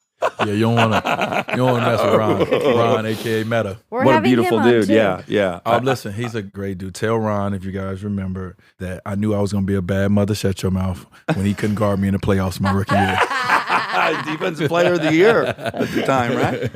He was a beast. All right, man. So much fun, and good luck with everything. And I hope you'll come back and we can do it again. Yeah, thank you guys, man. I love the garage vibes. This is nice. Thank you. And now my favorite part of the show, the fact check with my soulmate, Monica Padman. Wow, we did it. Happy New Year. Happy New Year to you. And tomorrow's your birthday. Well, today's my birthday. No, tomorrow's my birthday. Well, yesterday's your is my birthday, but tomorrow's your birthday. It's so hard to keep our time loops, our lies straight. Tomorrow is your birthday. Today is January 1st. It's the first day of the new year. Oh my gosh. And there's been bad omens abound. No, don't say that. Don't say that. I'm getting scared. I don't like it. Okay, fine. Tell people. All right. Bad omen number one. My job as the host of the party is to make sure that the ball dropping's on the TVs in the background. Sure. I guess I've never paid attention to what network that's on or what the name of the program is. Yeah. Dick Clark's New Year's Rockin' Eve. I later realized, obviously, and then felt like a fool. Of course I know that. Yeah. But at the time, I saw Miley Cyrus and I thought, well, she must be the big ticket in town. Yeah, she's a huge ticket. A huge ticket. Put her on and then stop paying attention. And then as the countdown, and now we're like 10 seconds out. What am I going to flip the fucking channel? Yeah, you couldn't. All of a sudden I realized, where's the ball? Yeah. Like, where's Times Square? Sure. Where's the ball? It was the most anticlimactic. Because what were we watching? I don't know. I think someone said maybe they fired a paper cannon or something. Like, I don't even know how we knew when we got to 0. And I was like, this is bad, guys. Like, what a terrible start. There was a countdown in the lower right corner. I couldn't even see it. Very small. Like, in fact, I just joined you guys. Like, I joined in at 8 or something. Sure. And the whole time I was like, where is that on the screen? I couldn't find it. So, okay, wasn't great. Oh my God. And then I finally, afterwards, I'm like, well, I'm going to hop over to the right channel now. And then you see Times Square and you think, oh, wow, I wish I would have saw that. I'm going to rewind. Everything's on demand now. Couldn't rewind. Yeah. So never did see it. Don't even know that the ball did drop. That's okay. I think maybe that's an omen that this year we're going to break traditions. Novel, proprietary. Yeah, we don't have to feel stuck. Blaze new grounds. In our old ways. Do you think there's a little flaw in the way we do our resolutions? Okay. They should start on January 2nd because everyone's together. Like currently, you and I have just escaped what is a social gathering to record. Everyone's together. So for like the persons who quit vape, now's not the day. Yes, it is. Tomorrow's the day. No. Because Okay. tomorrow will always be the day. It seems like it should be the day after the hang ends. Yeah. Like, okay, big last party day.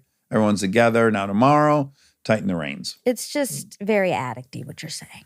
Sure. I can't say anything that's not I addictive. know, and I have to police that. You could say that every day, like, well, today doesn't really work because I'm supposed to see this person today, so I'll have to wait till tomorrow. And then tomorrow, it's the day my TV's getting refurbished, so I'm going to need to do it. You're right, but I am listening to, or I guess I'm done with Dopamine Nation, which I absolutely love. It's so good. Everyone should read it. I want to have the author on so bad. Anyways, she is a psychiatrist, so she deals with all these people with all these different forms of addiction. She talks about building barriers as being a strategy addicts find that is useful. Flush it down the toilet, it's out of the house, or it's this, or it's that. Like these little arbitrary boundaries that addicts give themselves that work to a large extent. So this, I would argue, is like trying to do that, trying to set up a situation that's like easiest to win in.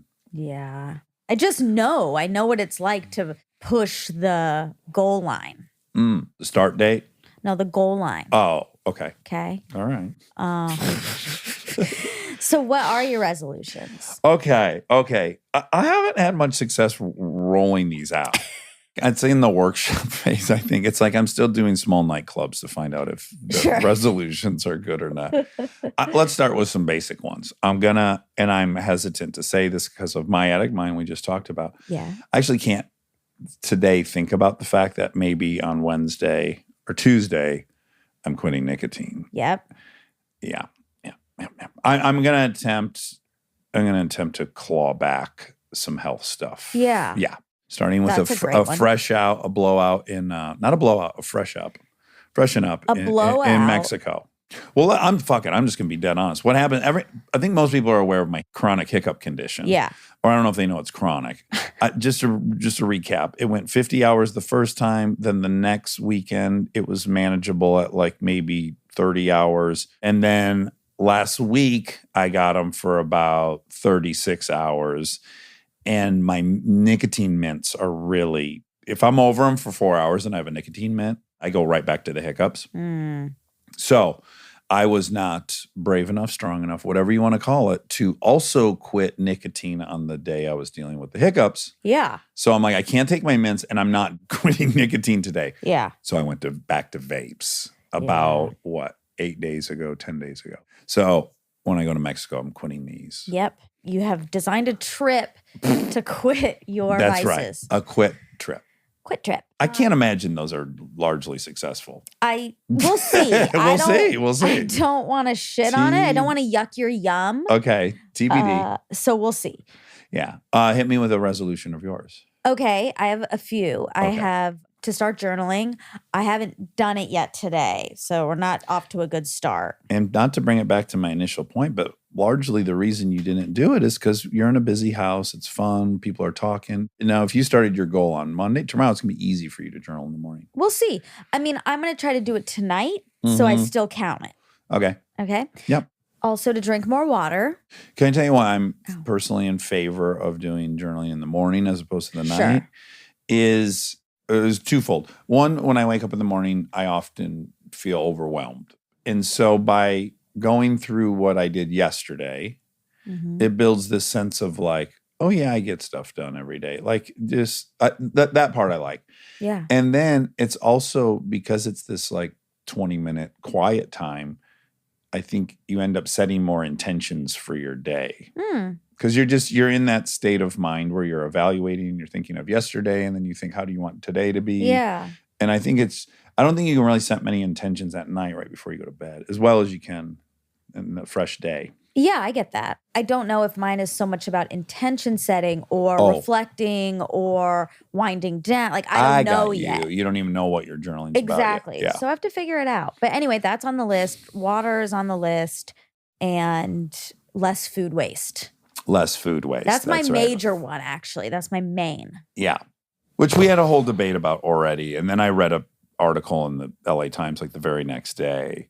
Explaining why food waste is bad. Is bad for landfills. I read about it because we're going to have another bin for food waste in LA. Oh, I They've didn't know I don't that. know when that goes into action, but I think soon Okay. you'll have to put food waste in a separate thing because of the land, what it does in landfills. Yeah. Interesting. I guess if you put, if I'm getting this right, I think the article said if you put food waste in with regular trash, it somehow intensifies the output of methane a ton, which is the number one heater. Exactly. Wow. Yeah, so I had previously, I had a position that I was pro food waste, or That's a crazy sentence, but yeah. right, it is a crazy sentence. But I explained that we have an economy, we have 300 million people, we got to keep them employed. There's a lot of employment that results in a lot of shitty things and destruction. But then food, like growing's great, good for the environment. The people that, transported got paid, the grocer got paid. And it's just not, it didn't turn into poop, it turned into garbage. But It decomposes really easy. Well, I might go back to this opinion if everyone separates their food waste and that's not a problem anymore. But currently you're right. You're dead right. And I was wrong. also, it's just bad to be wasteful, though. It's not good to just have an abundance of stuff and keep getting more stuff and more stuff and more stuff and throwing it away and not using it and not being mindful about what you're doing. I guess that, yes, we're probably talking about two different things. Like not being wasteful is a virtue to explore, Yeah. try to acquire. That I get. I'm just saying whether you turn it to poop or you put it in the trash, I don't think there's a difference. Yeah. But you now know that there is because it affects the atmosphere. Exactly. But if that was off the table, I don't know how I'd feel about it. Okay. So it'd be like better than you buying something that's plastic and isn't going to biodegrade for another 1,000 years. At least if you get some food, it's going to biodegrade in minutes and be good for the soil it's in. But it doesn't have to be like an either or. This is just another. Brian, I'm not trying to paint you into a corner here. Yeah. You're really picking apart my resi. Okay. And then another one. You know what? I'm going to try it again. Okay. But now I'm going to reverse the order that I tell it in. Okay. I'm going to see if it works. Wait, any what? better. Of yours? My resolution. Okay. So this is in service of a broader, what I know is going to be a decade-long resolution.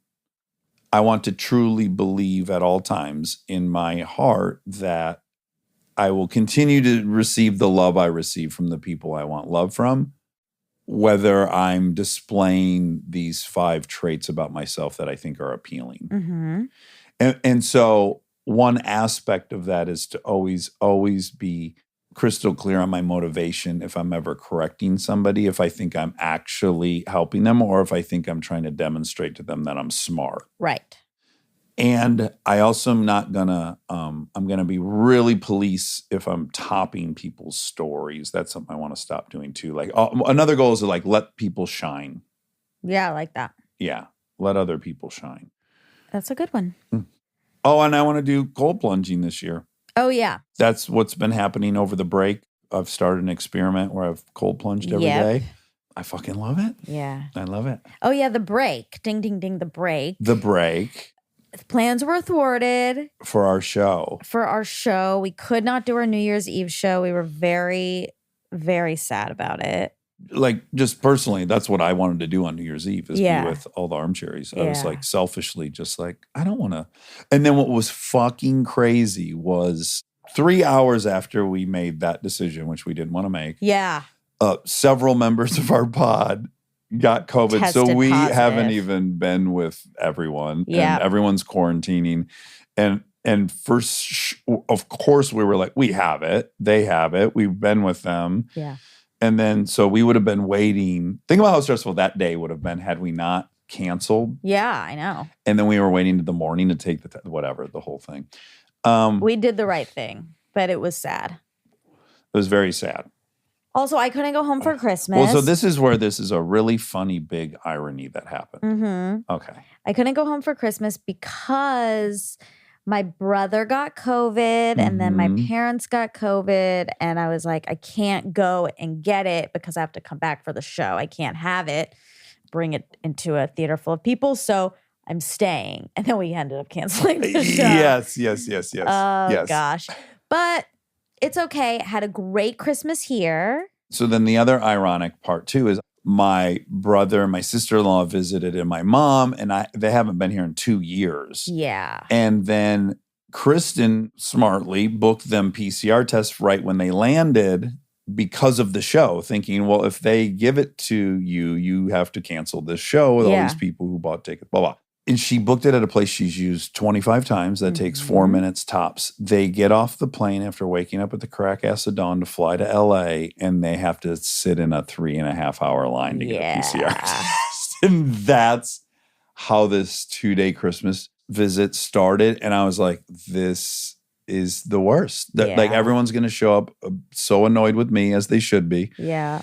But we got through it, and we had the best. We had the best Christmas we've had in over a decade. My That's mom awesome. and my sister-in-law Tammy and my brother David and Carly. It was really delightful. And then ultimately canceled the show. So far, so good though. With all the people we know who have it, everyone is Very fine. light symptoms. Yeah, everyone Very is light. mild, Mhm. vaccinated, boosted. One of the members, who will remain nameless, had announced just the day before that he was invincible. Yep. Because he had gotten a double dose of the booster, and he just was certain he was invincible. Yep. And He wasn't. that's funny. Yeah. I told him the sim doesn't like arrogance. No. So it'll no. fuck with It's you. amazing it let me get this far. I mean, I know it. Oh, I changed the background on my phone officially to this year's Pantone color of the year, Very Perry. Hold it up one more time, because it's really triggering something nostalgic for me. I want to say it's like a color of Hubba Bubba grape flavor when I was a kid, or Dimetapp, that same. Sure. I didn't know this until last year. I didn't know what Pantone is. Yeah. Pantone is a company that makes colors, that labels colors. I'll read it. It's more abstract now that you're explaining it. It's a company that makes colors. Hold on, let me read it. Okay, Pantone. In 1963, Pantone, meaning all colors, combining pan and tone, developed the first color matching system. Thanks to this system, graphic designers can see exactly what yellow would look like on paper and provide the printer with the Pantone number to make sure they got exactly what they wanted. Oh. Yeah, so like this is Very Perry Pantone 17-3938. Is the official number. And I'll read a little bit. Did I already do this? I don't know. Okay. If I already read this, I'm sorry. Well. But I'm going to read it anyway. So this is exciting. The new color represents displaying a carefree confidence and a daring curiosity that animates our creative spirit. Inquisitive and intriguing, Pantone 173938 Very Perry helps us to embrace this altered landscape of possibilities, opening us up to a new vision as we rewrite our lives, rekindling gratitude for some of the qualities that blue represents, complemented by a new perspective that resonates today. Pantone 173938 Very Perry places the future ahead in a new light. That's a lot of stuff to gather from a color. Yeah, I love it. I'm excited for the rekindling of a new I love future. the things that make you excited. We discovered something over this break. You're genius. You can tell stories, and I want to be careful with my adjectives here. Yeah, because it's kind of insulting. It's kind of a nag. Well, but it's not, because I love them.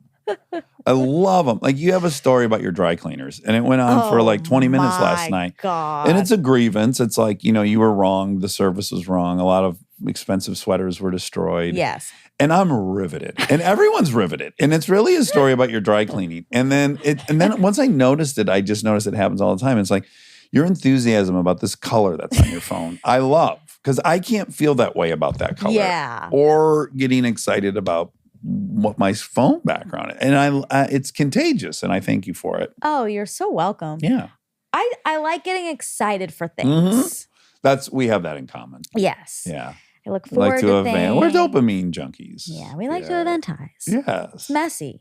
Messiness of being human. Oh, still 2022. I'm still doing it. Okay, Dwyane Wade. Yes. Whew. Oh man. With Yeah, we his both sex liked appeal. him. We both liked him I liked him for his sex appeal a lot too. Like That's what I mean. Yeah, like the second you see him, you're like, that's a well put together man right there. Yeah. Biggest regret of 2021. This is we're talking about resolutions, but let's talk about regrets. Okay. That should be a kind of a thing everyone does on New Year's Eve, talks about their biggest regret of the year Okay. in front of everyone. Wow.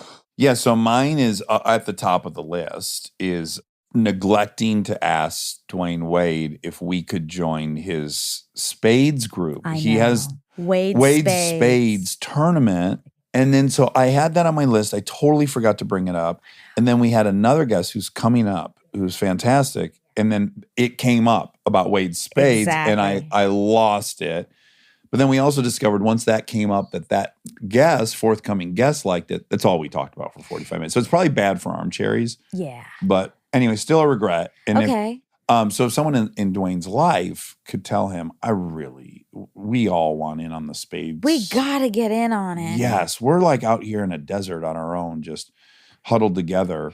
And 12 of us playing. And I think it will teach us where we are. Like right now, it's just us playing in this bubble. And like, what if we're actually really bad? We don't know because we're not playing with other people. What if we're the best that's ever played? Okay, that's another way to look at it. Glass half full. Because I've long ruled out that I'm ever going to be a state champion. Yeah. So this like opens the door to potentially having a trophy or something. Yeah, you're right. Okay, that's a good regret. Do you have any others? Trying to think, what are my regrets? I definitely have some, I'm sure. I don't feel like I think about regrets very much. I don't either. I'm not looking back very much. I'm looking forward a lot. Yes. Interesting. Real quick, I had another really big resolution. Oh, I want to hear. Which was to buy a new lampshade. That's right. And I accomplished that one already. You already did it? You did it this morning? Oh, I did it last year. You did it last year. Yeah. Didn't you have you had another shopping goal? Oh, you want to buy everything the first time you want. Oh, yeah. That's a regret. Oh, that's your regrets. Oh, they're all shopping regrets. I have a lot of shopping regrets that I saw stuff like, okay, the main one is these sunglasses. I bought them, loved them so much, lost them. Yeah. Then when we were in London, I saw that they were on sale or, for sale. And I was like, oh my gosh, I gotta buy these again. I mean, they're my favorite sunglasses. I lost them. And I was like, well, I'll come back tomorrow. I'll be back. So I'll get them then. Next day, gone forever. Couldn't find them anywhere. Oh my God. Biggest regret of my life. Oh my God. Of your life. Wow. Yeah. So it's a cool resolution. Gonna buy everything as soon as I see it. The second you like it, it's yours. Don't ever look at your resolution is to never look at a price tag again. Just carry it to the register. It's the worst. Okay. Dwyane Wade. Facts. What did Obama say when he made the shot? He said, "That's what I do." Yeah. And I'm going to play it. That's what I do. Oh, wow. Okay. That was pretty good. That's what I do. Okay. That's what I do. Oh, it's pretty good. It is. I want to play it, though. Okay. Obama, basketball, Biden. That's what I do. Oh, gosh. Make the big shots. I feel stressed trying to type all this because I know the longer it takes, the more you'll I say. have to fill. Yeah, I'm scared. Okay. Michelle. Oh. Leah. You ready? Yeah. Sasha. Oh my God. I'm just filling until the audio takes. Just wait. Okay.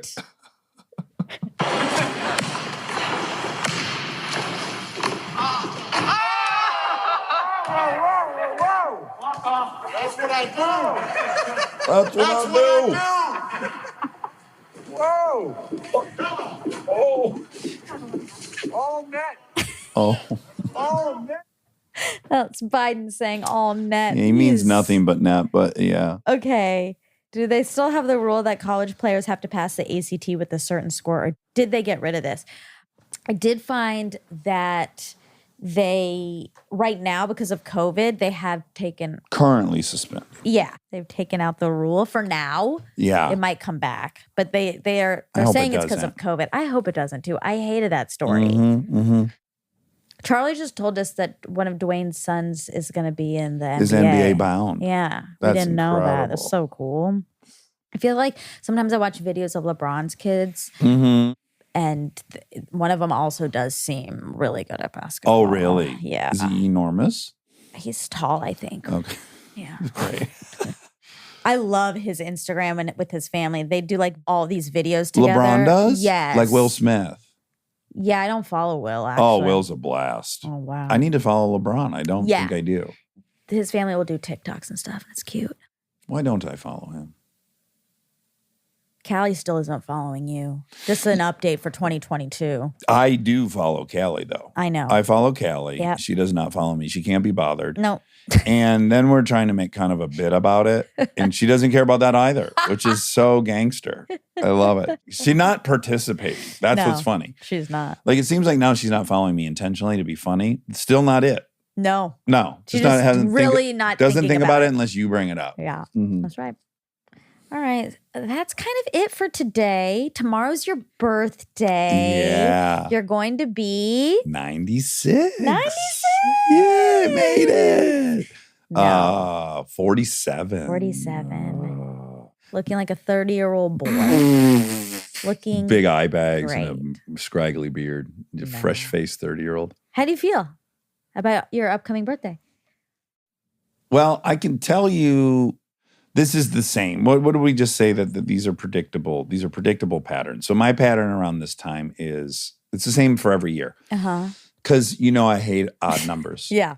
When I'm turning an even number, I focus really hard on my birthday, Yes. which was last year, 46. Yeah. It's like, I'm turning 46. It's going to be a great year. 46, Even. 4 and 6. So now I'm all about 22, and I'm not thinking about 47 because I don't like 47. You can't divide 47 by anything but Sure. 47. Sure. It's fucking terrible. Yeah. Ugh. But How can you put that many objects together, 47 things, and you can't divide it by 2? that's kind of You can't put it in a... I hate it. Okay. But you love 2022 because there's Fucking a lot love it. of Oh my evens in God. that. Speaking of, that was one of the bad omens. So I got these candle sparklers that, there was a 2, a 0, a 2, and a 2. And we didn't have a cake to put them in. Right. So I put them in some lemons, very LA. Mm, And, yeah, it was. I thought someone read on like Etsy that's how you don't No. get ash everywhere or something. Use lemons. Yeah, I thought that was so intentional. no. Okay. No. So then I tried to light them. With little success. Yeah. It took me a while, and then I never got that 0 going. No, but did Ryan or Charlie, someone stepped in? Yeah, at the end, like At a the couple minutes end. later, A couple of the guys got just involved. 0 on its own. Yeah, that's a rough start. But, again, we don't need to have expectations because it was still a wonderful night regardless. Incredible. So that's the lesson. Mm. No expectations. Yeah. By the way, that would be the greatest resolution a human could have. Exactly. You know what we say in AA? Resentment's waiting to happen. Expectations are resentments waiting to happen. Some guys are even clever enough to say, are resentments under construction? Wow. Kind of nice. Well, I love you. I love you, and I'm excited for this year. It's Me going to be a too. great year. 2022. Yeah. You're not going to get more stable than that. I hope I live to 40, 40, 44. Wow. 4, 4, 4, 4 4. fours. That would be the dream day. Whew. For me That's to why I live got to to. do no food waste. Got to keep this planet going so we can Yeah. get to 4, 4, 4, 4 together. I got to live 2,420, in 18 years. You can do it. Okay. I love you. I love you. Okay.